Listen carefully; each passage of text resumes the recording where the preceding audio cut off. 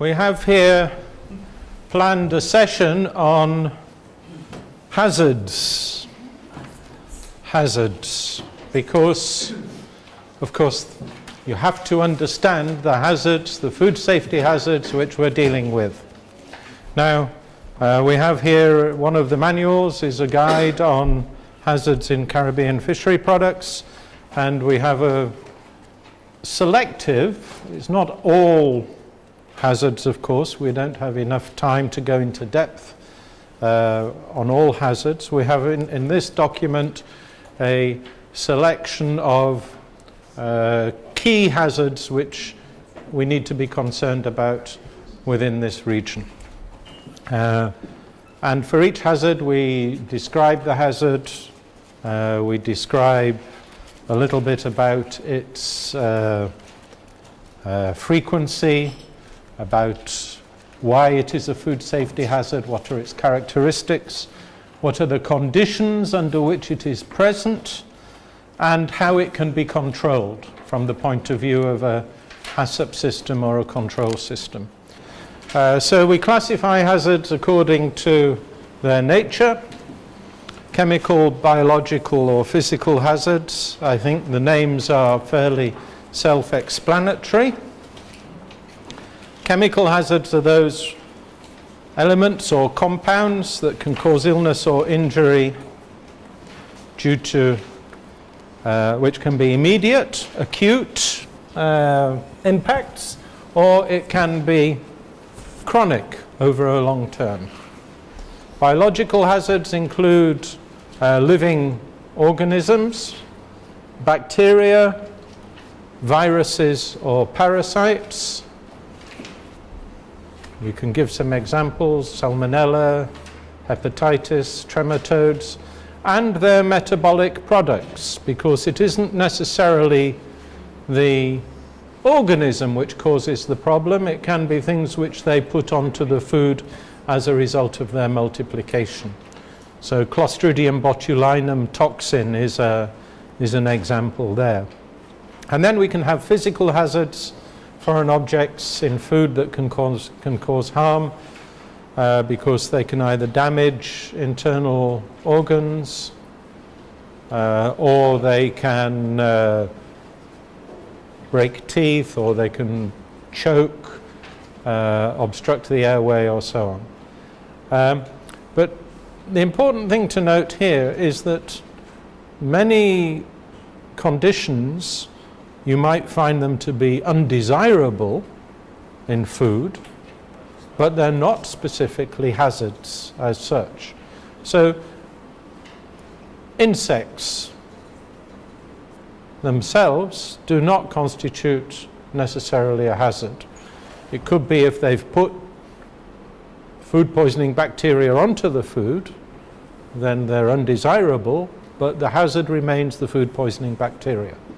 Spoilage is not a hazard necessarily. It's unacceptable, it's undesirable. It may be indicative that there could be other hazards present on the food, but it is not necessarily a hazard per se.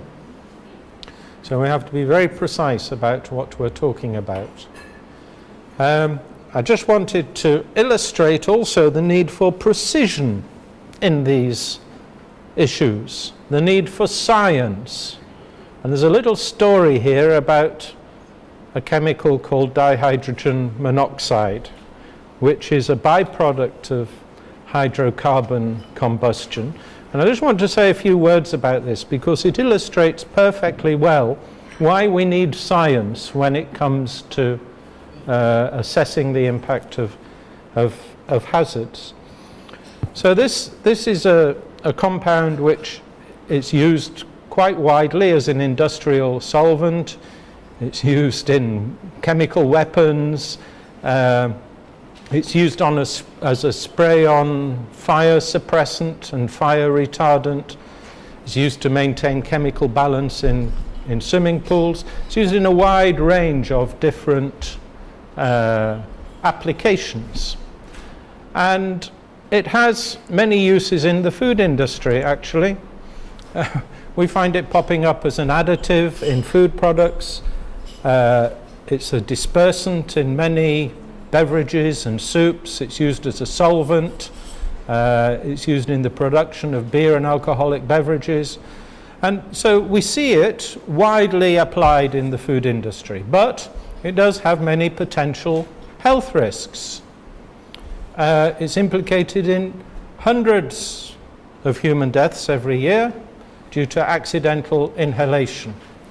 Prolonged exposure to it in solid form can cause severe tissue damage. Excessive ingestion is proved to result in death through hyponatremia. It means loss of sodium in the blood. In gaseous form, it can cause severe burns. I mean, it's quite a hazardous compound in many respects. So why isn't this chemical banned? Why isn't it banned? Well, very simply, because dihydrogen monoxide, another name for it is H2O, which is water. Okay? Nothing I told you was untrue. It was all absolutely the truth. Okay? And the point is, you have to be very objective about the way in which you use information about food safety hazards, because what we find very often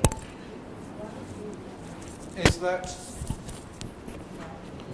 information about food and food safety and hazards is presented in a way which might be sensationalized, which might be used for some political purpose. You hear a lot of things, if you're on Facebook, about don't eat this food, it's full of these chemicals. You know, don't be careful of this because it's got pesticides in.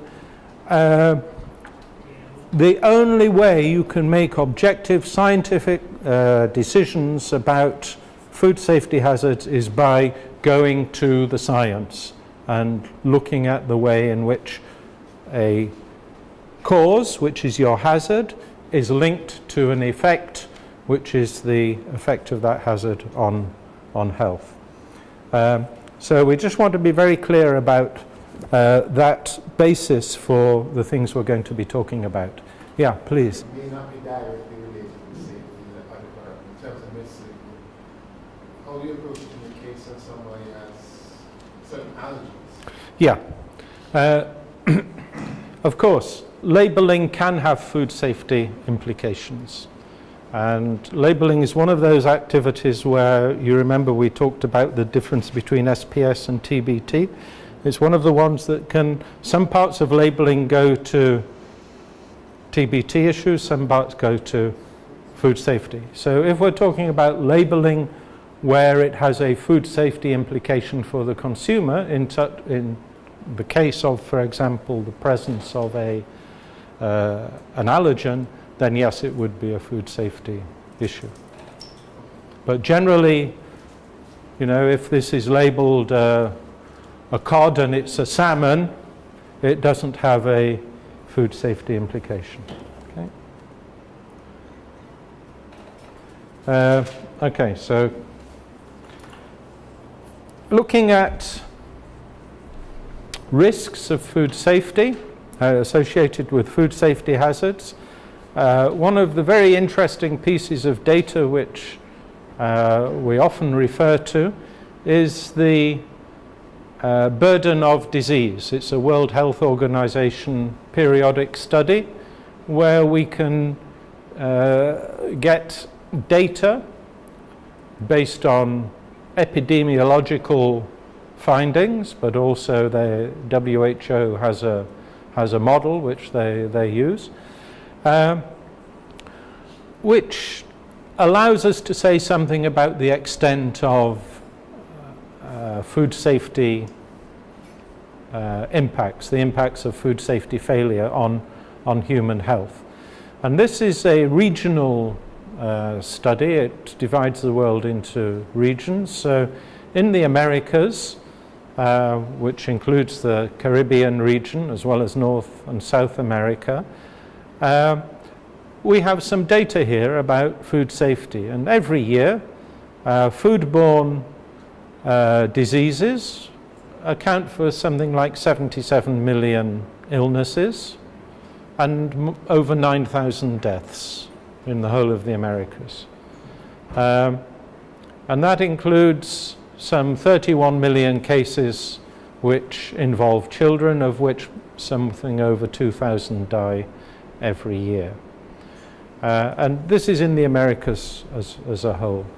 But what's very interesting is we can see here that 95% of the foodborne illnesses are related to diarrheal diseases.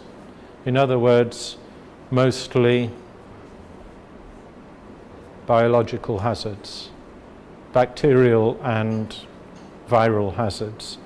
And in fact, the most important key causes which they've identified are one virus, noroviruses, and then three bacteria, Campylobacter, which is almost exclusively linked to poultry, E. coli, which is a wide range of products can be implicated, and Salmonella. And then on this slide, this is from the same data source, WHO, where we can see for all of the regions in the world what is the extent of foodborne diseases. And I'm not quite sure what this axis is, but we can see that Latin America and the Caribbean has a relatively low burden of foodborne diseases compared to other regions in the world, such as Sub-Saharan Africa, East Africa. These first four are Africa, this is the Middle East here, this is South America, and then we have Central America and the Caribbean. And then moving to Europe and North America with the lowest rates. So this gives you an idea of the relative importance of the food safety hazards which we have to deal with. And of course they're also divided on the right hand side by the nature of the hazard. So we can make some assessments on that.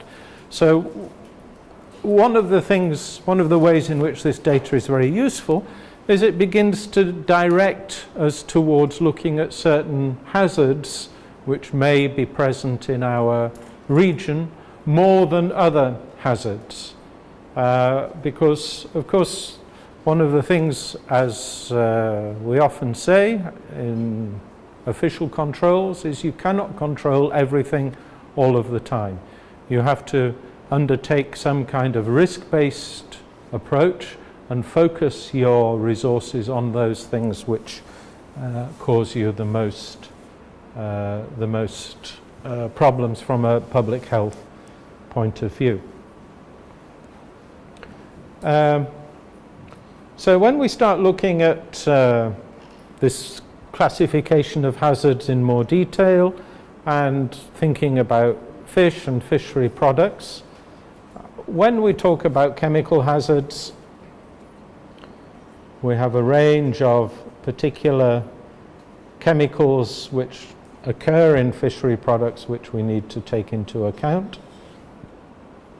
Seafood toxins include things like the shellfish toxins. These are mostly of algal origin, microalgae origin, and certainly when we're talking about filter feeding shellfish, these are some of the most hazardous products which we have to deal with as competent authorities responsible for fishery products. Because filter feeding bivalve mollusks will of course obtain their food from the seawater, and any particulate matter which is in that seawater will be filtered out by them. And there are many species of plankton, which can contain a whole range of toxins, which have a variety of neurological effects on the human body. So we have shellfish toxins. We also have Ciguatera, which again is of algal origin. We have histamine, or otherwise known as scombrotoxin, which is produced by bacterial action on a free amino acid in certain species of fish. We will talk about all of these in a bit more detail. And then some fish are naturally toxic, such as puffer fish, which contain a tetrodotoxin. Allergens we've mentioned. Some people have a severe reaction to allergens. It's also worth mentioning aflatoxins and ochratoxins, which are of fungal origin, and as we eat more farmed fish, then fungal deterioration of ingredients which may end up in a fish feed, such as soya, such as groundnut meal, such as maize. If these are deteriorated with fungal growth, then this can end up in animal feeds and have resulting effects on consumers. So a wide range of chemical toxins there. We have some which are of non-biological origin, in other words, related to various aspects of the environment in which food is produced. So as a direct result of the processing, so we've mentioned PAHs. This is where we actually intentionally put in a material to the food which we know is toxic, which is a food safety hazard.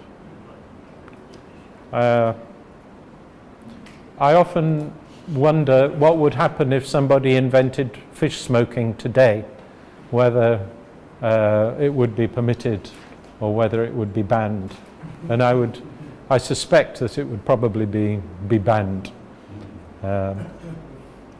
Because I mean, it just directly puts in carcinogens to the product. Unauthorized additives, melamine we mentioned earlier in dairy products. Formalin we see popping up quite frequently in fishery products these days as an illegal additive. It's amazingly effective as a preservative, and unscrupulous fishery operators will dip the fish in formalin and then send it to the market. Made in China? I've come across it in all sorts of countries, not just in Asia. No, not discriminating, but No, it's pretty ubiquitous actually, unfortunately, and not so easy to detect either, to be honest. We have environmental contaminants, heavy metals, dioxins and PCBs also. Heavy metals are present in the natural environment, particularly in regions where there is volcanic activity.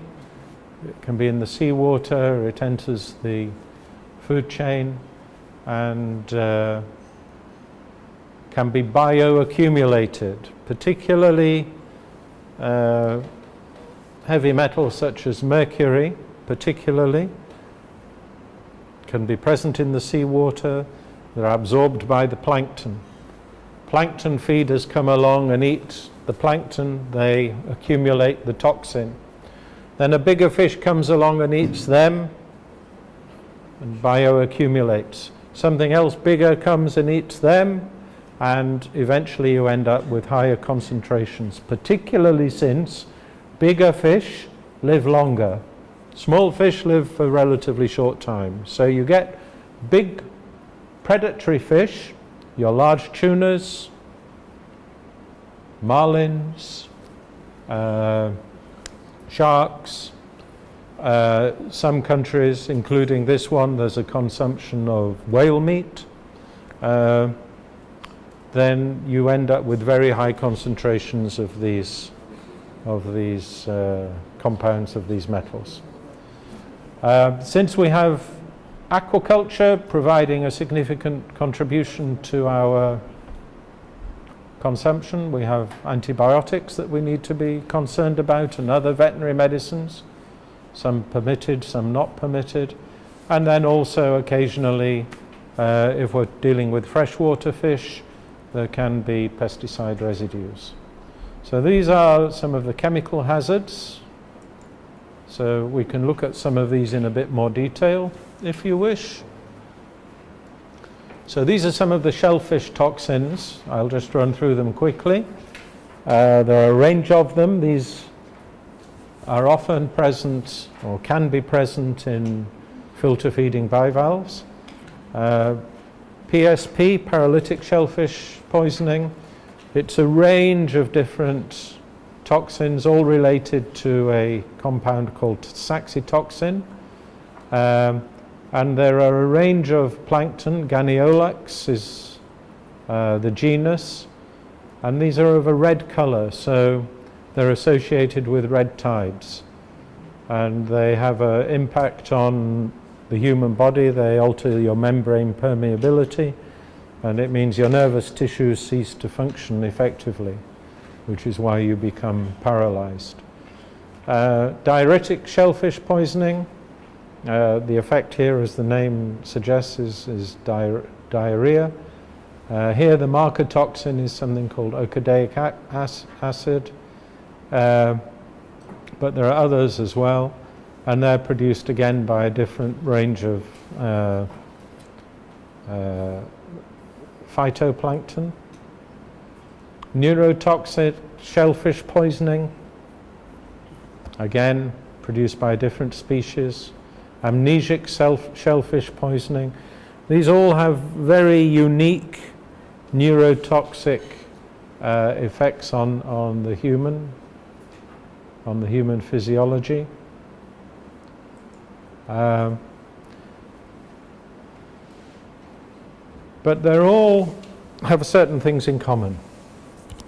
They affect filter feeding shellfish, but they can also affect sometimes other species which browse on the substrate where these different toxins may occur. So in terms of conch, whelk, abalone can also become toxic, because these gastropods can and will feed on bivalve mollusks.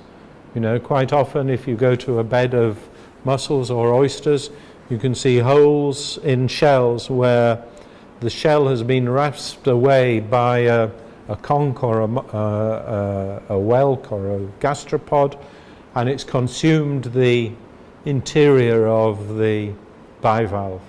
And so by consuming it, they can also become toxic.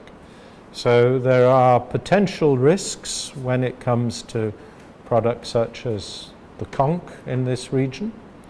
And many of these biotoxins are in fact cumulative. They're not metabolized very quickly by the animal. So as they're exposed to more and more, the levels go up.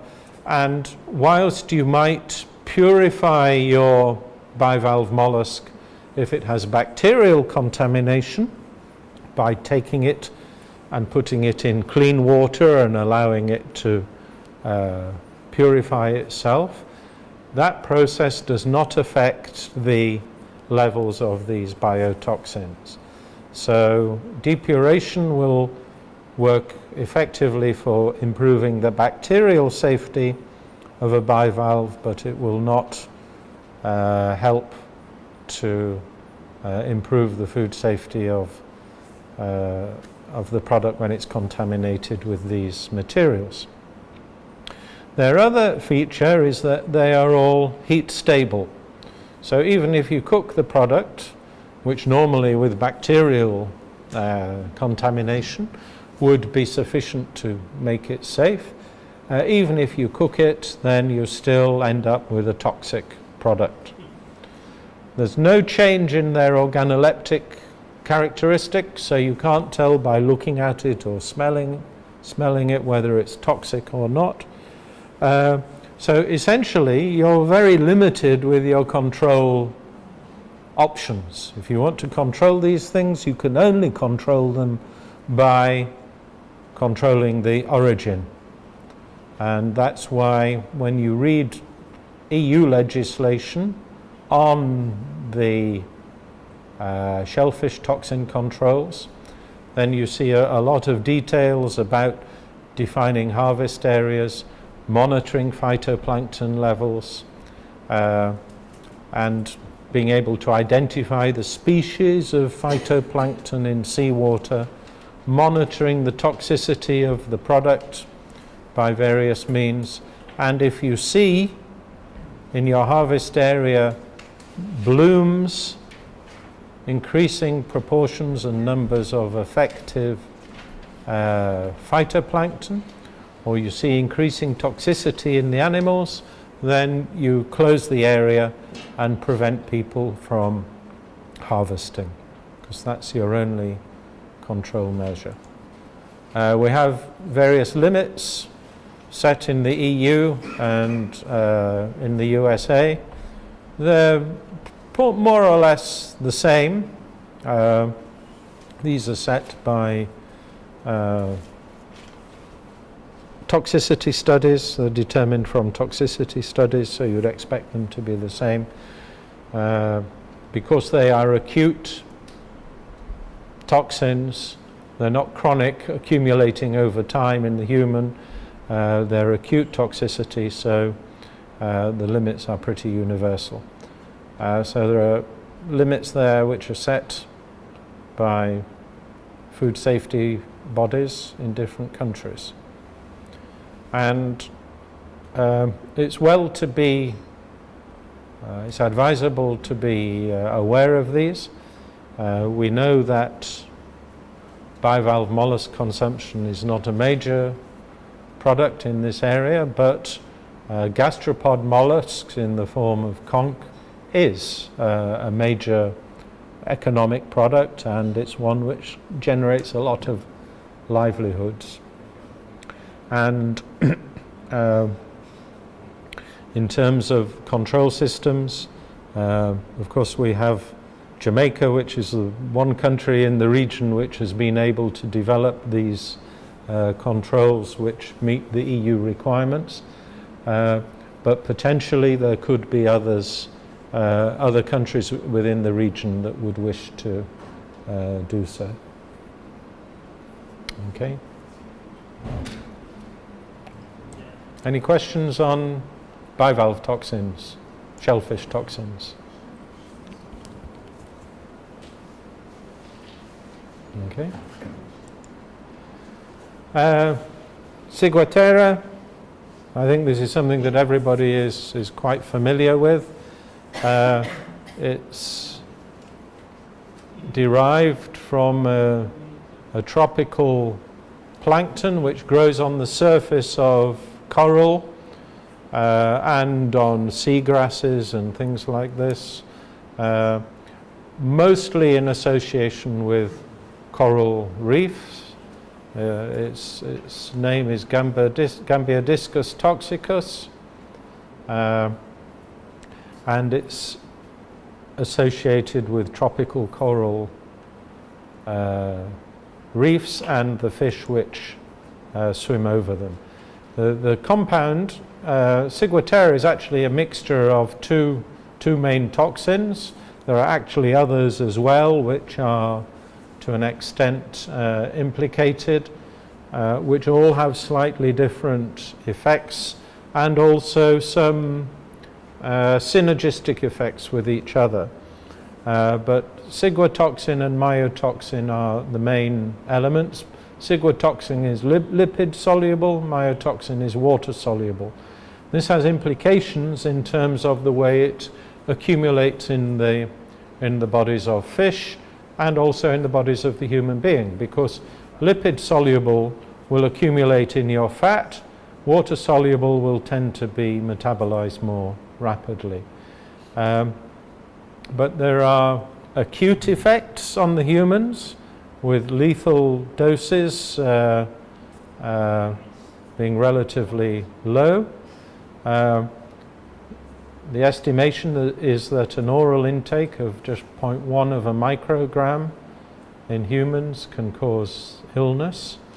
But what also happens if you're exposed to lower levels of that over time, and then you have another dose, it can bring you to a point where you can start to have a toxic effect due to this bioaccumulation. And it bioaccumulates in the food chain.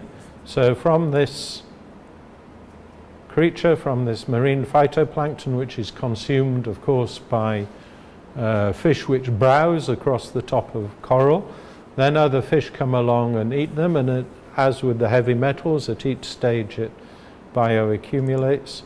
And you end up with fish at the top of the supply chain, of the food chain, being toxic. And again, it is a neurotoxin. It has its main pathology is due to respiratory impacts on your respiratory system. And it has one of these very peculiar effects that it reverses your sensations of hot and cold.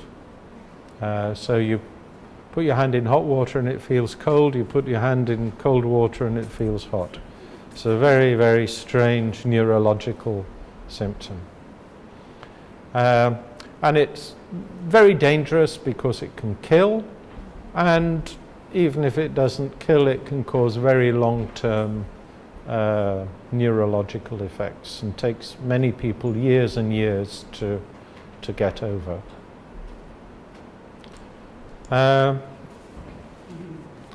So, predatory species of fish are the ones which are mostly implicated, especially those which you find swimming over tropical reefs. So, barracudas, moray eels, parrotfishes, groupers, triggerfish, amberjacks. It's a whole range of different species. And one of the main features is that the location of these toxins in fish is highly location specific. So you can get one side of an island which might have a Ciguatera problem, and another side which doesn't. And very often fishermen will be aware of which parts of their fishing zone and which species might be implicated with Ciguatera. But the problem is that these things are not necessarily static. Depends on salinity, depends on temperature, depends on turbidity of the water. And with climate change, with changing weather patterns, it is quite possible that areas which were previously not affected by Ciguatera could become so. And the Caribbean region is one of the areas of the world where this is an important hazard in fishery products. Its range is from the Florida coast, which is more or less the northern limit, to Martinique, but there have been occasional infrequent outbreaks further south.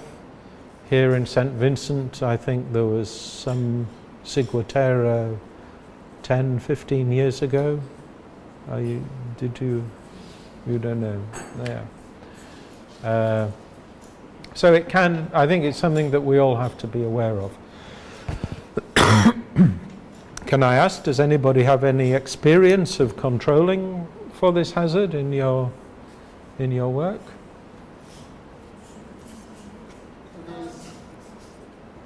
Please, yes. We already did a monitoring of the Ciguatera, but that was with the safe test kit to see where to effectiveness.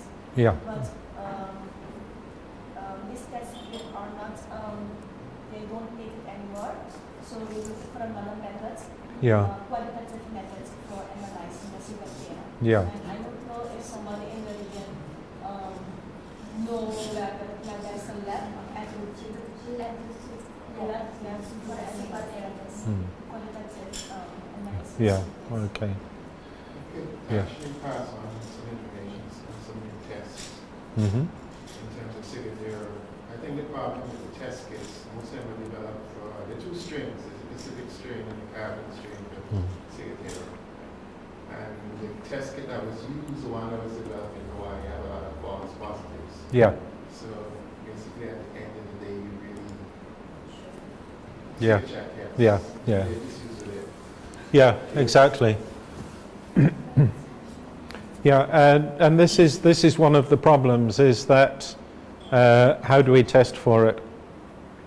And there have been test kits, but you have to use them with caution, because as you say, they're specific to regions because of this mix between myotoxin and ciguatoxin, and I don't actually know how these are configured.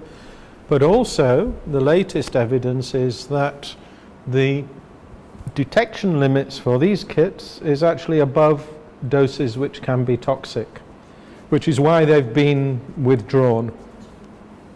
So your only methods, if you want to measure them, are live mouse bioassay. It's very expensive. It's very expensive. Or liquid chromatography, LCMS. Yeah, yeah. But I think this is where having written, agreed plans, which, if necessary, they have a legislative validation, somehow a legislative context. And certainly in when we come to official controls, one of the things that is needed is some kind of crisis management plan, which sets out all of the things that need to be done in the case of certain kinds of food safety incidents. And I think Ciguatera is a great example for how to design these kind of systems, because it's a hazard which is not exclusively specific to this region, but it is one where it is certainly a matter of extreme regional concern that, from what I see, it's not under control. You know, we rely on fishermen and local knowledge to deliver fish which is not affected by this hazard. And yeah, the fishermen do know more or less, but if things start to move because of climate change, because of changes in the weather, then we're going to be in trouble, and we're going to see more incidents which might impact significantly, not just on our domestic, but also on tourist trade and things like that. So it's an important area, and ultimately you need to have in your legislation a way of prohibiting fishing in affected zones to stop people from harvesting species which are implicated. Traceability as well. Traceability, yeah. Catches are harvested. Yeah. You need to be able to follow up on any reported incident if any fish consumption is linked to a neurological set of symptoms, you need to be able to follow up immediately and work out where that fish was caught, identify the species and the catch area. And then you can start maybe to do some of the sampling and testing which you need to do to define the limits of the problem. Okay. Histamine is also of relevance to this region, given the importance of certain species of fish in the mackerel and tuna family, and the carangids, the jack family, all of which are implicated in histamine toxicity due to the presence of a free amino acid known as histidine in these species. And histamine is arises as a consequence of the action of bacterial enzymes decarboxylizing the histidine to produce histamine. There are several genera of bacteria which are implicated in this production of this enzyme, and these are not pathogenic bacteria. They're naturally present bacteria which are present on the skin and the gills of fish, and when fish is harvested they start to multiply, and as part of their metabolic processes they produce this enzyme histidine decarboxylase, which then can act on the histidine to produce histamine. And the interesting thing about this process, which gives rise to the hazard, is that it is an enzymic process.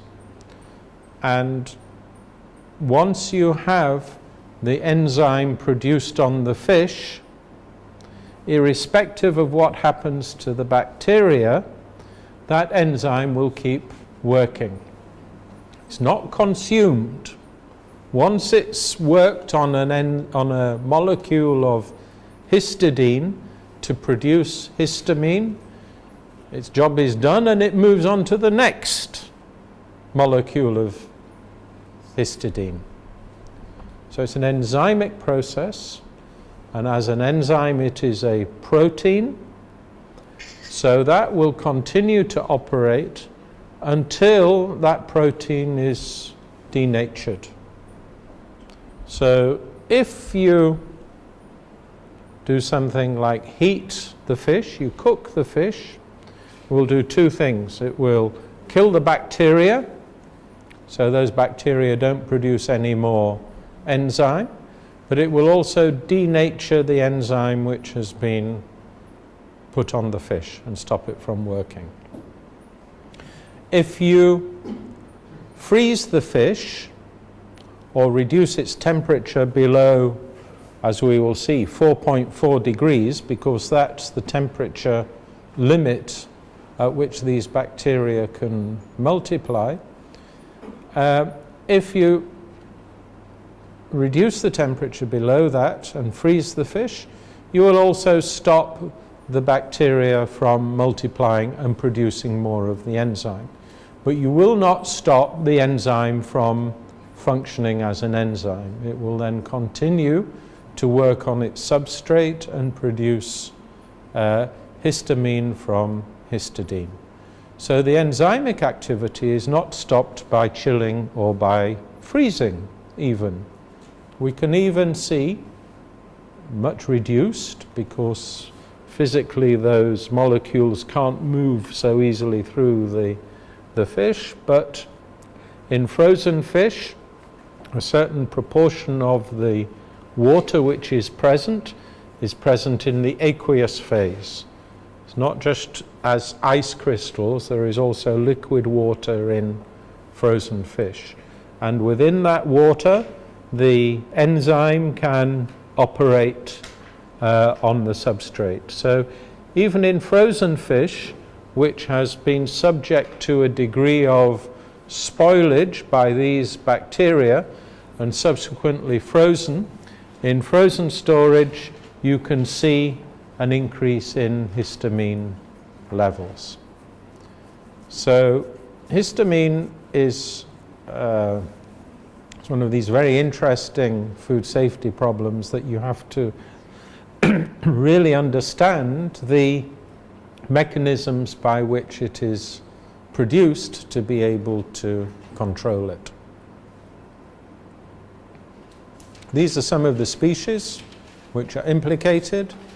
Coryphena, mahi-mahi, dolphin fish, wahoo, tunas, and I think they are yeah, there are also bonitos maybe, or mackerels there. Yeah.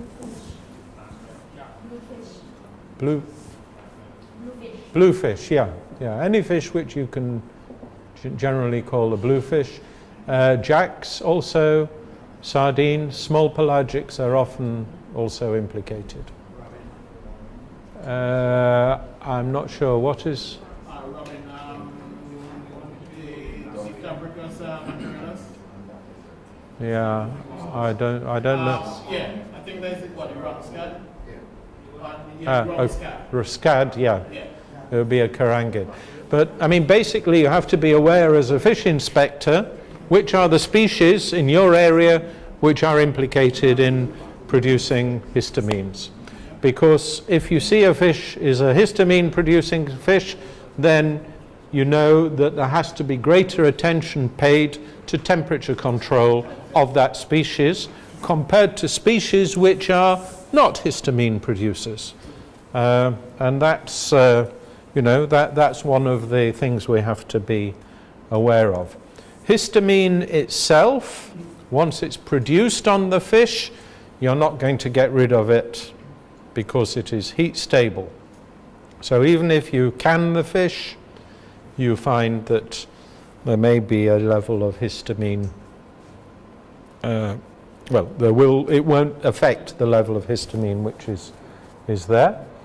From a clinical point of view, it causes an allergic reaction. It's not so serious in that, as far as we know, it hasn't directly caused any deaths, but it is, in people who are affected by it, extremely unpleasant. There can be gastrointestinal effects, there can be headaches, rashes, palpitations, and so on. And there's some evidence that it's potentiated, in other words, its effect is multiplied by the presence of other amines, which are also indicative of spoilage of fish. And it has a very rapid onset within minutes or hours of consumption. Control method is by rapid chilling after harvest.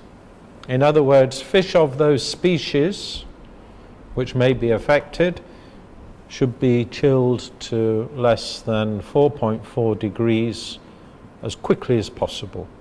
When you read the guidelines, they suggest within 12 hours of death. But it is, to a certain extent, determined by the water conditions, because there is some evidence, I think it's fairly clear, that it's especially high temperature spoilage which encourages the growth of these particular species of bacteria which can produce this enzyme. So where water temperatures are much higher, then we have to be a little bit more quick. We have to be quicker in terms of getting the fish into ice. So there we say where the temperatures are higher than 28, then we should try to get that product into chill situation within 6 hours. I just want to also mention a few other things. We're running a little bit over time. But be aware that some fish are naturally toxic. Puffer fish, for example. Some of these oil fishes can also have nasty effects. So there are certain species which you may not want to see on the market. And heavy metals also are an issue. We have methyl mercury, which, as I've mentioned, bioaccumulates. Sources can be man-made sources, as well as from the atmosphere, and as well as from oceanic volcanoes and things like this.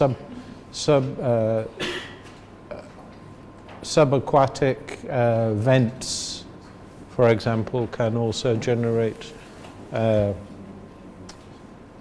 mercury.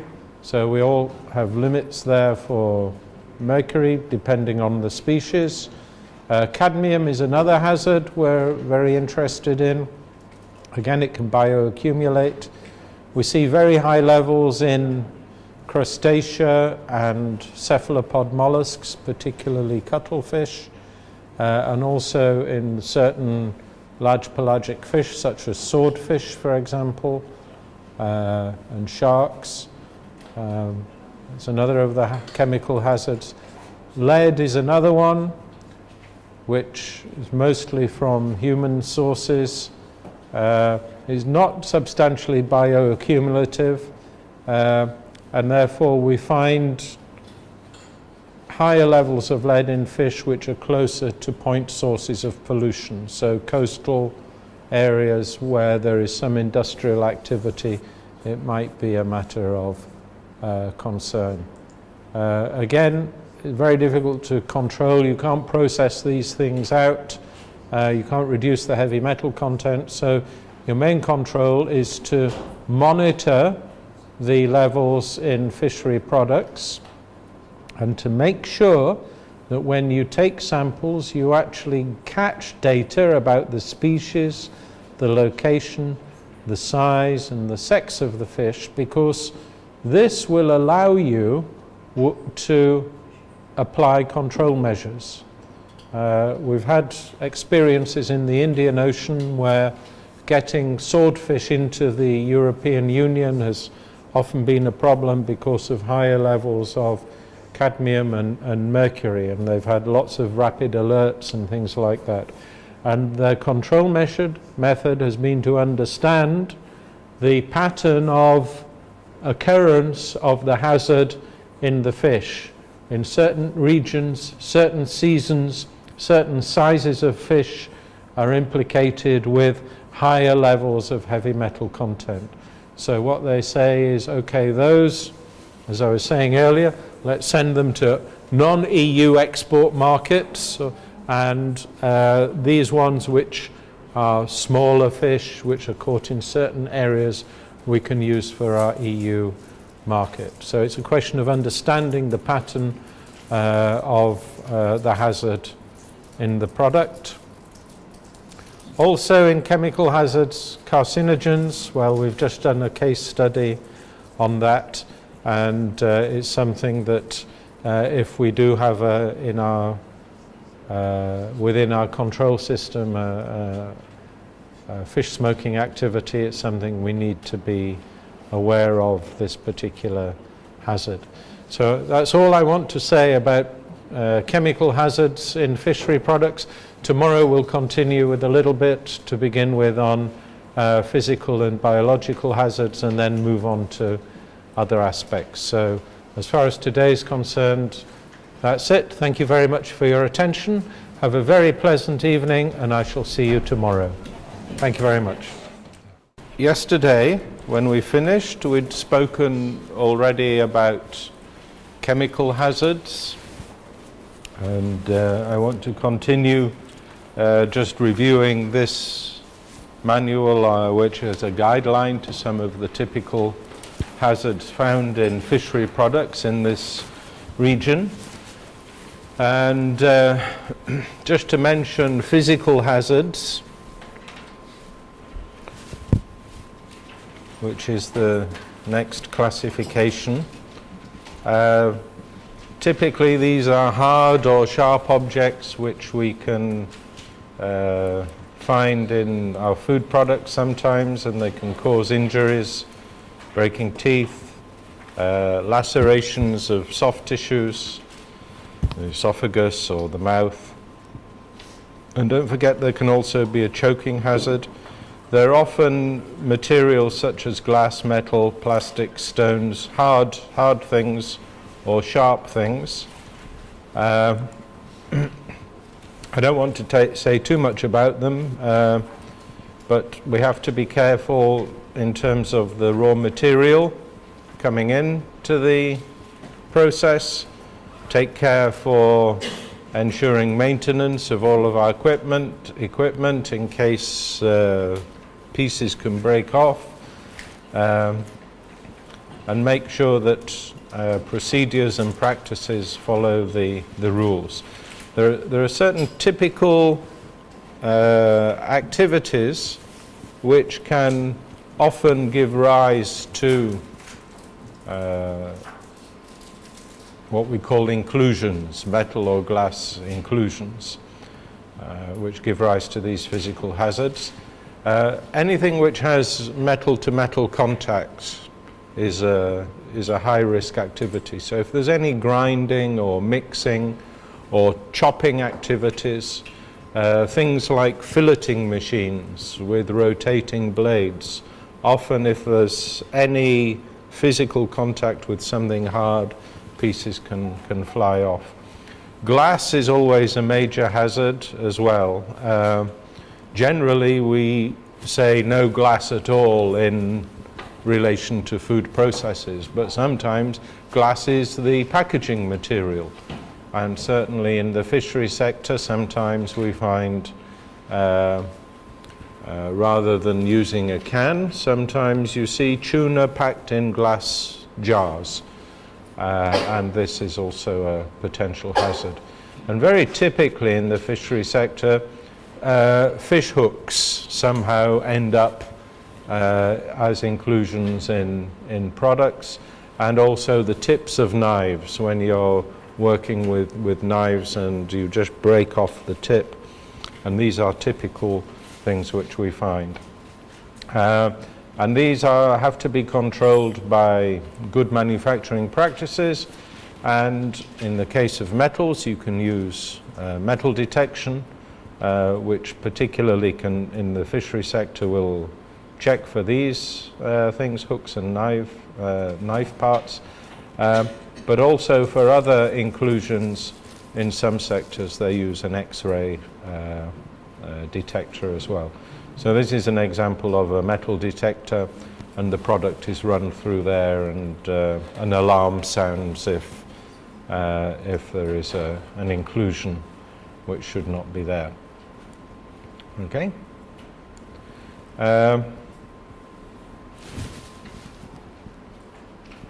Yeah, biological hazards.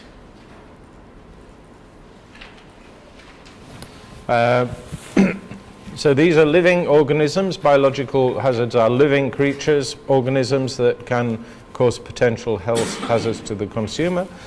We're concerned about bacteria.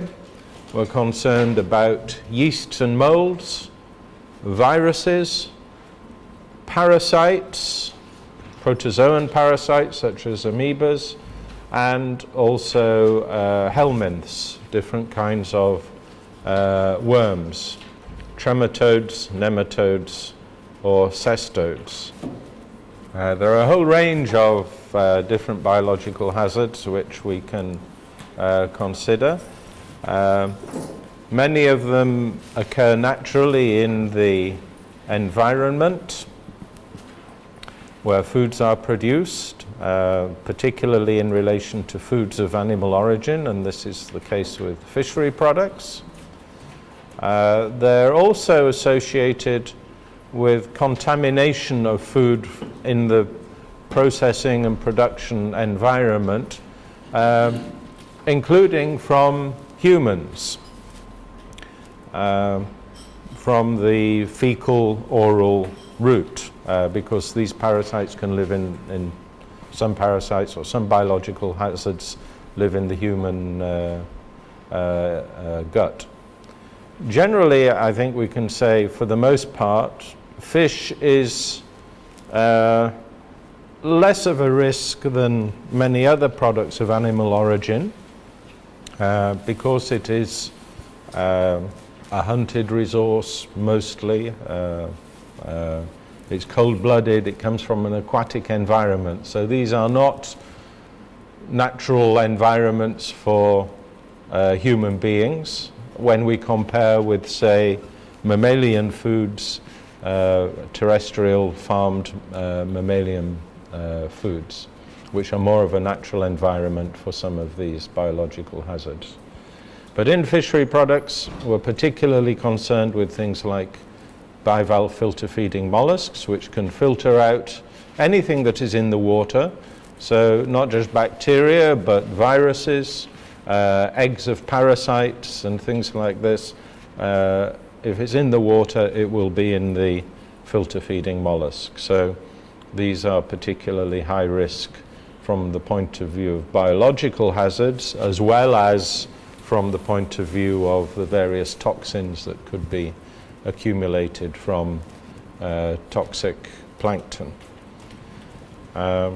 Because the biological hazards are living organisms, they can be killed or inactivated mostly by heat, with one or two exceptions, which might be spore formers producing heat-resistant spores. And of course they can be controlled also by minimizing or eliminating the source of contamination, and by ensuring that you avoid the conditions in which they can grow and multiply on food. So let's have a look at some of these in a bit more detail. Bacterial pathogens, they can have an effect on human health either through infections or intoxication. So an infection is when a viable pathogenic organism enters the body of the patient, of the sufferer, and actually starts to inhabit cells or the gut or body cavities. And these infections can operate by two ways. One is the organism actually infects the tissue, the human tissue, and actually feeds off the human tissue either in the intestine or in the liver or some other organism, organ of the body.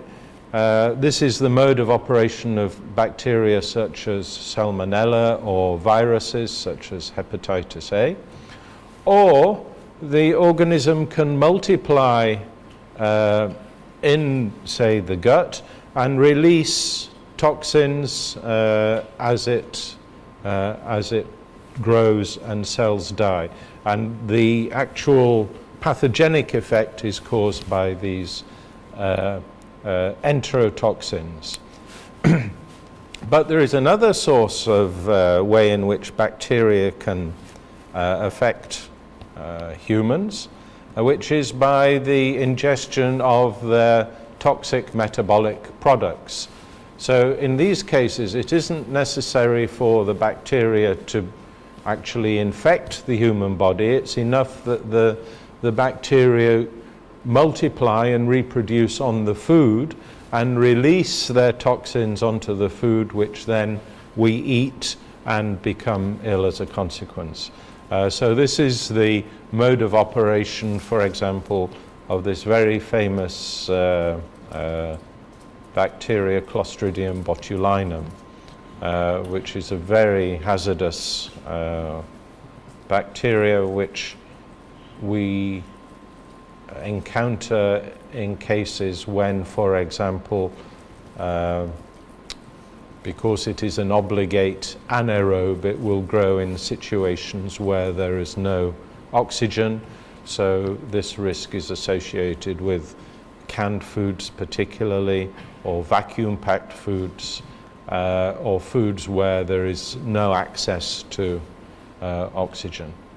But we also have to think about fungal intoxications as well, and mycotoxins. I think I mentioned yesterday about the risks in relation to animal feeds, including aquaculture feeds, where ingredients can be affected by the growth of this and other species of fungus, resulting in the production of toxins which enter the food chain. So in terms of the extent of these illnesses, I put this slide up previously, and in this region we see that in fact diarrheal diseases related to bacteria and viruses are accounting for the vast majority of foodborne illnesses. And this is a feature in globally, when you look at other regions as well. The majority of illnesses caused by, in relation to food safety, are in fact due to the presence of various biological agents. But in other regions you may find other things as well, such as mycotoxins in Africa are a major public health problem. So you don't get such a high percentage. There are other factors as well to be taken into account. And one of the things to remember is that when we get a statistical piece of data regarding a food poisoning event, that may not be absolutely representative of the extent of that problem in the population, because a very small number of cases might actually be reported to statistical services, but in fact there may be several levels of exposure and illness before that. So a lot of people might become exposed, only a certain number will become ill, less will seek care, only a few of them will there be a follow-up to identify the causal agent and laboratory testing, and only some of those will be confirmed cases. So from a large exposure you might get a very small number reported in the statistics. So when we look at data like this and estimates of 77 million falling ill, we have to bear in mind that these may be underreporting. Although this survey by the WHO does include factors. This is a modeling exercise which they undertake, which includes factors for underreporting. But when you're looking at your own epidemiological data, please bear in mind that in most countries there is a significant underreporting in the formal data. Okay. We have to distinguish, when we're talking about bacteria, between spoilage and pathogenic bacteria. Spoilage organisms are generally not health hazards per se. They may be if they produce or cause the production of histamine, for example, through enzymic release of enzymes onto the product. But as such, usually the bacteria which cause fish to go bad are not the same bacteria that we would be concerned with from a human health point of view. So from a fish inspection point of view, whilst we're interested to observe quality and deterioration, we have to bear in mind that this may not be directly a health risk. They affect the quality of the product rather than the safety. However, what we do say is that where there is sign of spoilage, then there may be also a parallel growth of a pathogenic organism. So we have to take into account that possibility. And certainly if the species of fish is a histamine, is implicated in histamine production, or if it is going to be consumed potentially in a raw state, or if there is a possibility of cross-contamination from the raw to cooked products, then we're interested to control for these spoilage organisms. So they can indicate an elevated risk of pathogenicity, but also in most legislation we have a requirement that food is fit for consumption and If it isn't fit, it should be removed from the market. So food can become unfit by reason of spoilage whilst it is not injurious to health. So these are perhaps legal distinctions that one has to reflect in your professional activities when you're taking action against a particular situation, if there is spoilage, to make sure that you reflect the appropriate legislative requirement. Okay, so factors affecting pathogenicity of bacteria in fish. These are some of the things as inspectors we need to think about when we're undertaking inspections and you see a situation where there may be a risk of contamination. We're interested to identify situations where there could be a risk of a pathogen being present in the food and conditions such that that pathogen could multiply sufficient to become sufficient in quantity to either cause an infection or to produce a toxin. So the first thing you have to know is the conditions under which different bacteria and virus can reproduce on particular kinds of food, because under certain circumstances of temperature and water activity and pH and salinity and so on, bacteria may or may not grow on a particular food. And these are facts which you have to be aware of to know if you see a certain condition on a food, what are the potential bacteria which could grow on that. So the food must be capable of supporting the growth of the pathogen. In terms of dosage, you have to also understand a little bit about the infective dosage, because enough of the food with enough bacteria or viruses on it must be ingested, because in many cases infective doses can be quite high.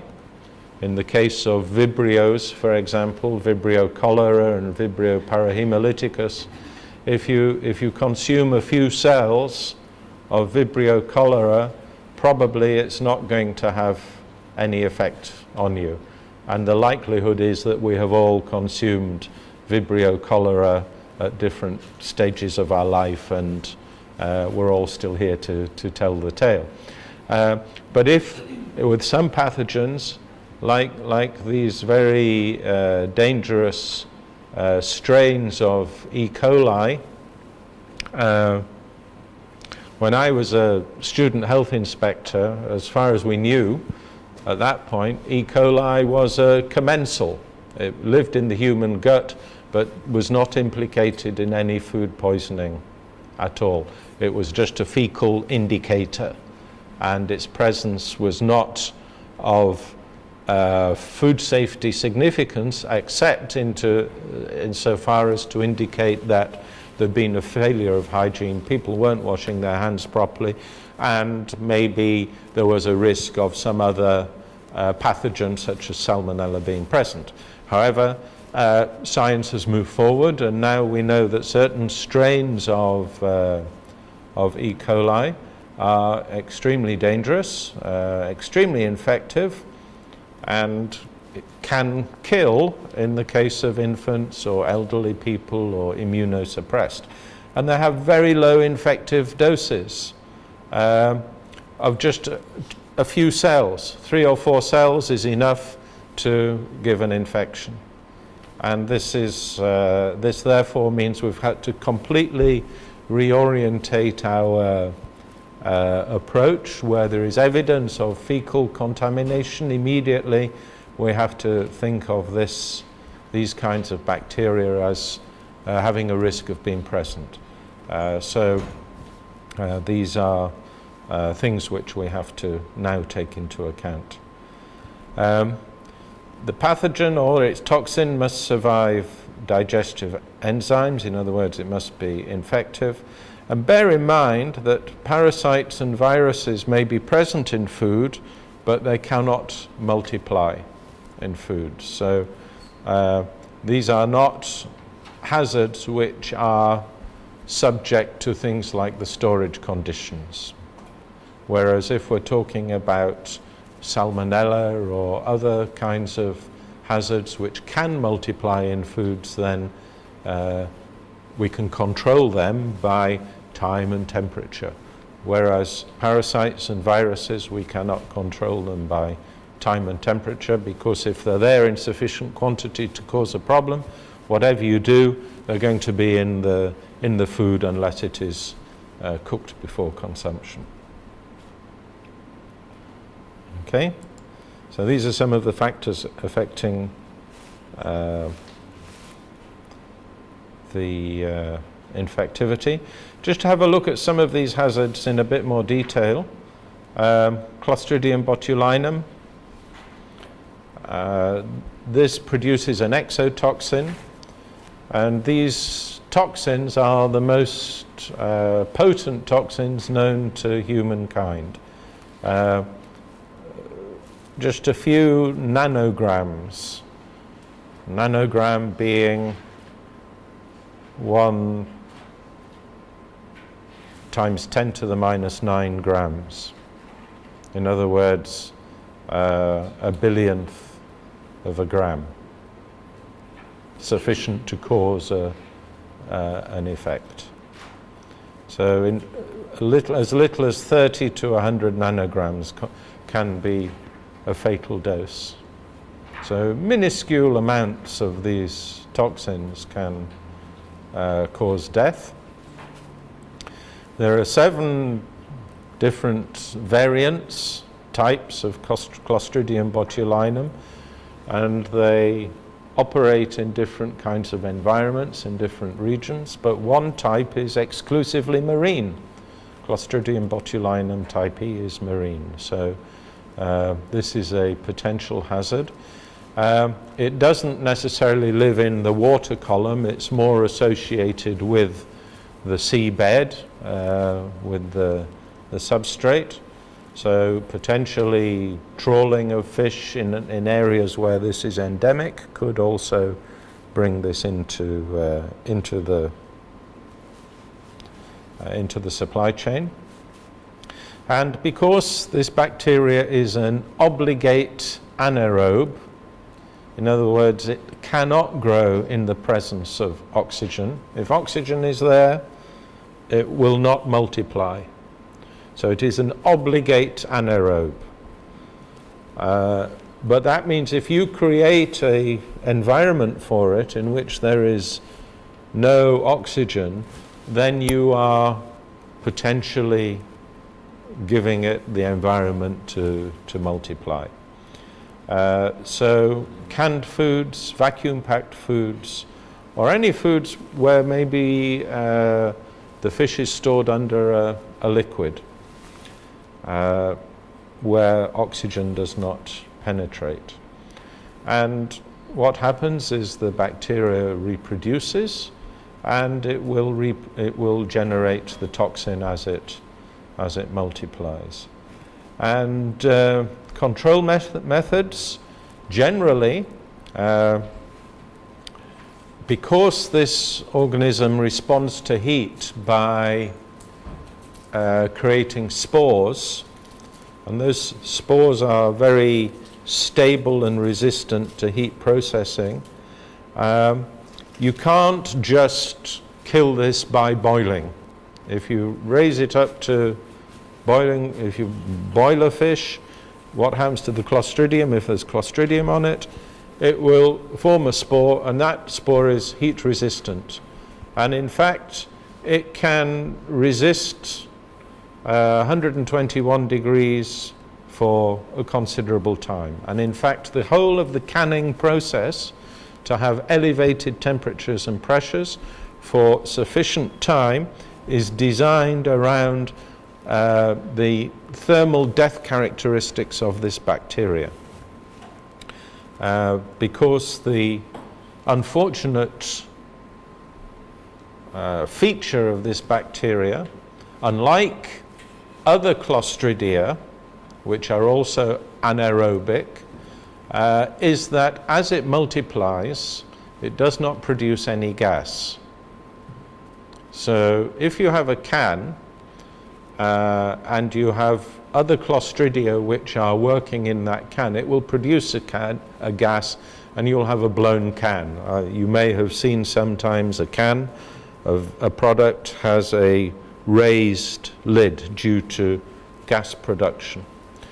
And of course, there could be Clostridium botulinum in there as well, and that's why if you see blown cans, they're extremely dangerous and you should seize them and destroy them. But it is possible for this bacteria to be present without the presence of other gas-producing Clostridia, as a result of which you can have a can of fish which has no gas production, which has been subject to reproduction of this bacteria, and the toxin is also odorless and tasteless, so you don't know if that product is potentially lethal or not. And this is the risk with these products. However, the toxin is highly sensitive to heat. It is a protein. It's a protein neurotoxin. So if you heat or cook the product as it comes, when it's taken out of the can, you can make it safe. So the main risk here is things that are ready to eat. But very often canned fish is eaten without cooking. You know, you open a can of sardines or a can of tuna and you put it on your salad or with your rice and you eat it without cooking it. So these are always potential risks. The Clostridium also will not grow if in the presence of salt, more than 2.5% in the aqueous phase, or nitrate. So these are also control methods which we use. So for example, if we're making a smoked fish, like a smoked salmon or smoked swordfish or something like that, smoked tuna, which we're then going to vacuum pack, and that product is going to be consumed without further heat processing, as in many cases it often is. We have to make sure in our HACCP approach that we have sufficient salt in the product to be able to suppress the growth of this bacteria. It's a very important one in these kind of ready-to-eat products. So when you see a ready-to-eat product which has some restriction of oxygen supply to it, then you should always think of this as a potential hazard. Okay. I just wanted to show this table because it shows generally what kind of circumstances give rise to different kinds of food poisoning outbreak. And what is interesting, this is where somebody actually did a study of causal factors in different food poisoning outbreaks and tried to identify which were the most common factors applicable. And what I found very interesting in this was the top four reasons were all to do with temperature control. Preparation too far in advance, storage at ambient temperature, inadequate cooling, or inadequate reheating. So time and temperature of storage are critical. And then we have other things such as contamination, undercooking, cross-contamination, and so on. So when you're doing inspections, it means that having a check on times and temperatures is a very important factor to take into account.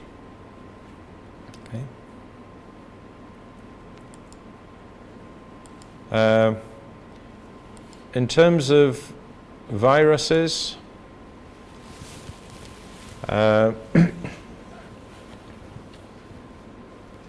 viruses are very difficult to control for, largely because their detection is not easy. It's not something that you can readily identify in a laboratory. You need to have rather sophisticated techniques for identifying viral DNA if you want to have a definitive identification of viruses. And what we tend to say is, if we cannot identify any other bacterial or chemical cause for food poisoning, then it must be virus. Some of them can be very serious. Hepatitis A and E, linked to food and water, can be extremely serious and result in deaths. Some are less serious. Norovirus and rotavirus can be transmitted by food, but also by direct contact. So that's why we say always wash your hands regularly, because they can be passed on just by direct contact. The main thing to remember about viruses is they cannot replicate in food.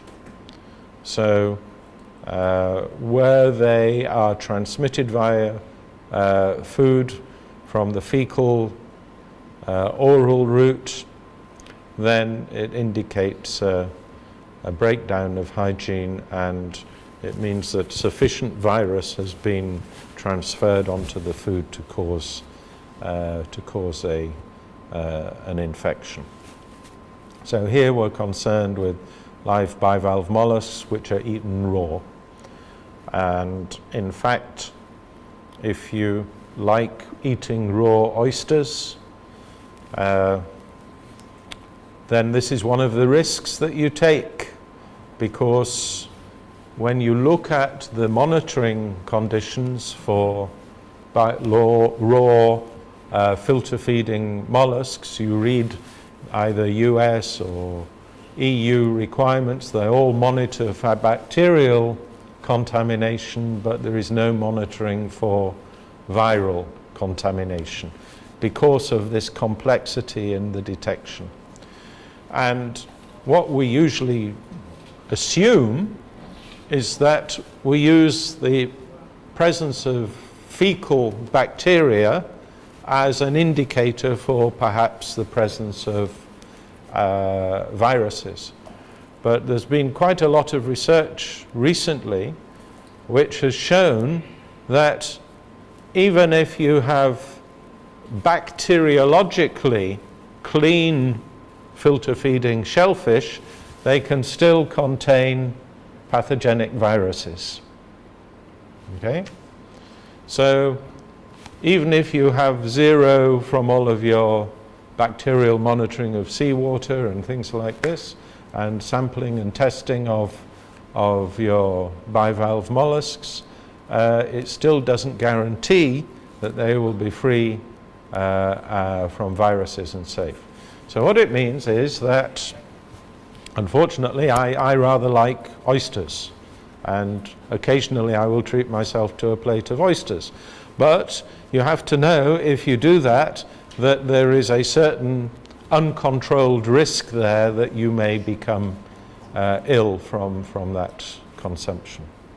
So this is a very good example where you cannot eliminate the hazard. If the product is going to be marketed, there will always be a risk of a hazard. So the job of the inspector and the responsibility of the food business operator is to seek to reduce the hazard as far as possible. But you can never guarantee that in things like bivalve mollusks that you have completely eliminated these hazards. When it comes to things like ready-to-eat products, then of course you have to control for personal hygiene, because transmission via from the human gut via hands to food through unhygienic practices when people use the toilet, not washing their hands properly, is one possible source of contamination. But of course this is something you can control for to an extent. You can monitor hand washing, you can swab people's hands, you can get indicators, and this is one way to control that hazard. Okay, let's talk a little bit about parasites. Because these are sometimes very serious hazards. Parasites, of course, can be single cell or multicellular. The thing about parasites is they're usually quite specific in terms of their life cycle. In terms of requiring a phase of their life cycle in a mammalian host, but there may be other intermediate hosts, including fish, and that's why they become of public health significance. Because they are living organisms, they're often associated with the consumption of raw or under-processed or lightly processed products, meat and fishery products, or there is potential for cross-contamination from raw to cooked in the case of microscopic larval stages of some parasites. So products such as eating raw fish, sashimi, sushi can be directly implicated. So you have to know if people are serving raw fish or going to be processing fish which is going to be served raw, that the species are such that if there is a parasite risk, then appropriate control measures are taken.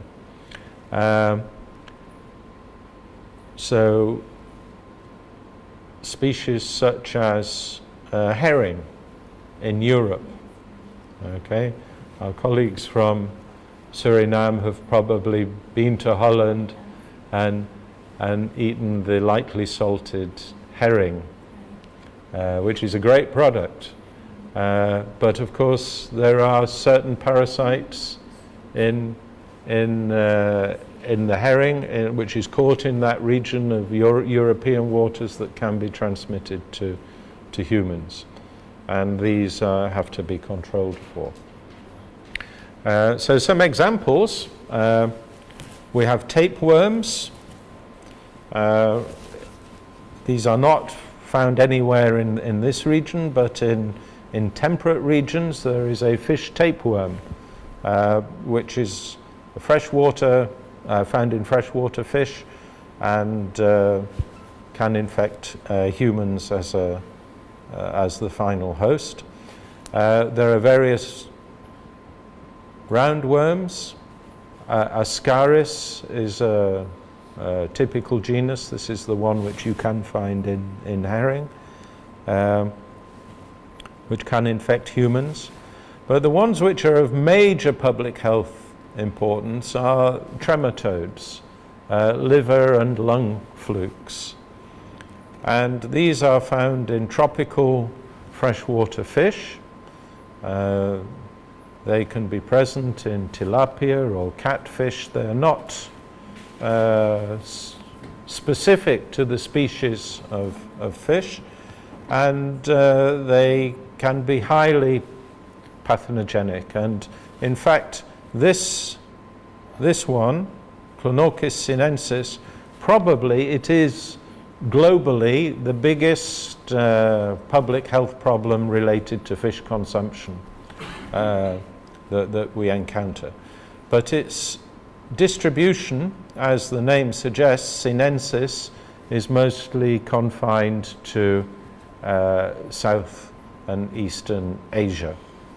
But it is worth thinking about in terms of particularly freshwater aquaculture in South America, in tropical parts of South America. We know that there are a number of these trematodal parasites which infect fish. We don't know a lot about their transmissibility to humans.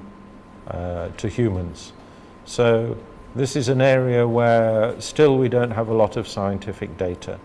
And certainly one needs to be very cautious about consuming raw products from freshwater tropical aquaculture, because this would be potentially risking exposure to the larval stages of these parasites, which then develop within the body of the final host to produce these flukes, which then migrate through internal tissues, through the liver, and cause a very significant level of damage. There are several species which live in the liver, and there are also species which live in the lungs. And these trematodal lung flukes are also associated with freshwater crustacea. So production of macrobrachium shrimp, the freshwater shrimp, for example, in some regions may be subject to these kind of hazards. It's something that in Southeast Asia there's been a lot of work done in terms of educating people don't eat raw freshwater fish, and we see incidences declining, but it still remains a major public health problem. So one just to bear in mind. As far as we know, apart from Ascaris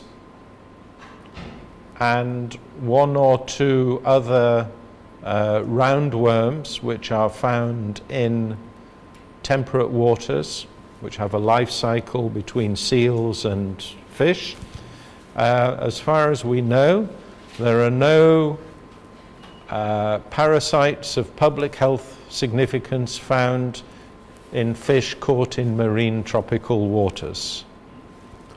We see parasites in fish quite regularly, either macro parasites encysted in the flesh, or sometimes micro parasites where you see some change in the texture of the flesh, maybe lots of small dots due to microscopic spiridian parasites. These things happen and we see them, but as far as we know, these don't have any infectivity to humans. However, as inspectors, of course, you remove such products from the market because they're considered to be unfit for human consumption. And to be honest, we don't have a lot of data to say one way or another whether they might be dangerous or not. It's one of these areas where, because, you know, as with many aspects of fish technology, a lot of the research has been done in temperate countries by institutions in Europe or North America. When it comes to tropical species, we don't have the same level of or depth of data about the hazards. Okay, so that's parasites. Just to say a word about control of biological hazards, there are a number of control methods which we apply. Of course, we can have specifications for the microbiology of products, particularly for ready-to-eat products. When the EU reformed their food safety system in 2004, there was a lot of debate about microbiological specifications. And now when you look at the EU's microbiological specifications for fishery products, it says nothing about raw fish per se for fresh and frozen fishery products. All it says is for products which are going to be consumed directly.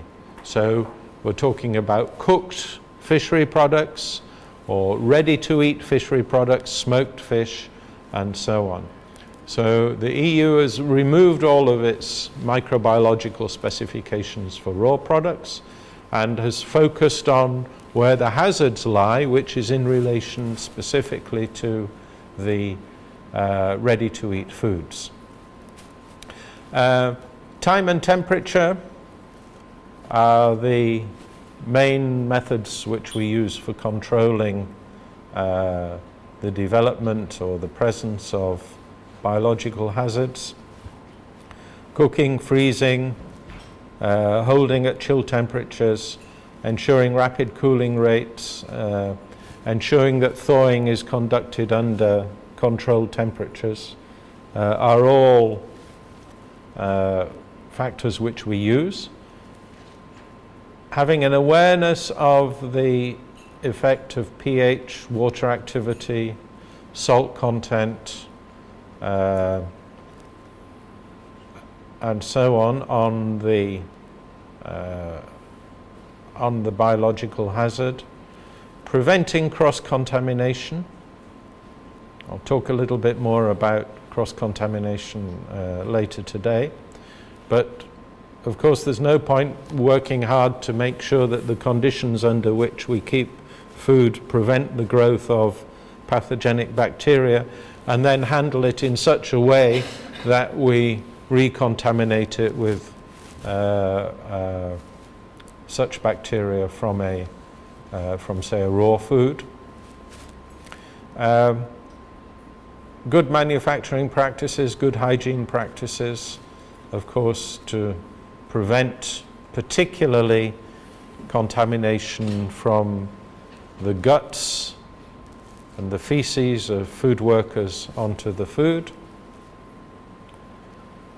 Packaging integrity as a way of preventing cross-contamination, making sure that storage and distribution after it leaves the processor, that these conditions are maintained throughout the supply chain, and particularly ensuring that consumers have appropriate directions for the use. Because we find similar surveys to the one I showed on the slide, find that many of those time and temperature abuses of foods which give rise to food poisoning are actually committed by the consumer. In other words, food is left too long outside the refrigerator, or it's left in the car whilst people go shopping from the supermarket, or it's left on the kitchen counter, or the food is reheated by the consumer several times before it's consumed. So giving consumers appropriate directions and ensuring appropriate sanitation practices in regard to equipment and the food production environment. Okay, so that's it for hazards.